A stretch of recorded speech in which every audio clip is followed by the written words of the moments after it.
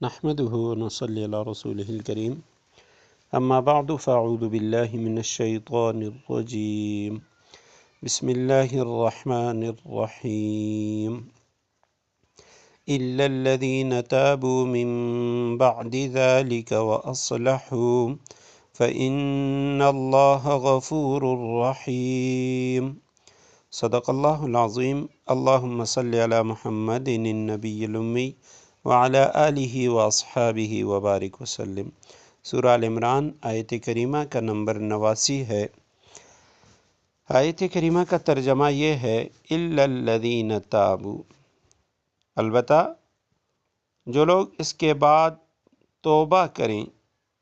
من بعد ذالک، بعد اس کے، واصلحوا، اور اپنی اصلاح کر لیں، فإن اللہ غفور الرحیم، بے شک اللہ سبحانہ وتعالی بہت بخشنے والا، بڑا مہربان ہے۔ آیت کریمہ کے مفردات دیکھیے، الا الذین، الا کے معنی سوائے،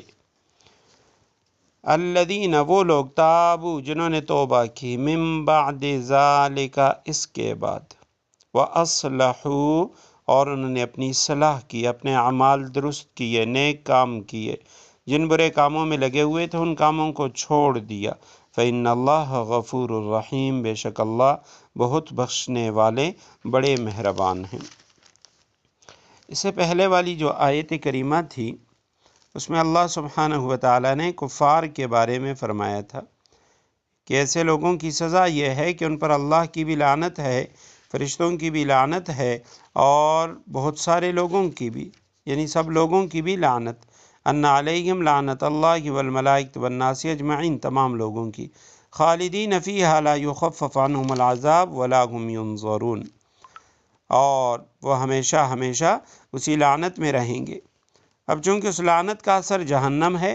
تو نتیجہ یہ ہوا کہ وہ جہنم میں ہمیشہ رہیں گے، اور لا یخفف عنہم العذاب، ان پر سے عذاب ہلکا نہیں کیا جائے گا،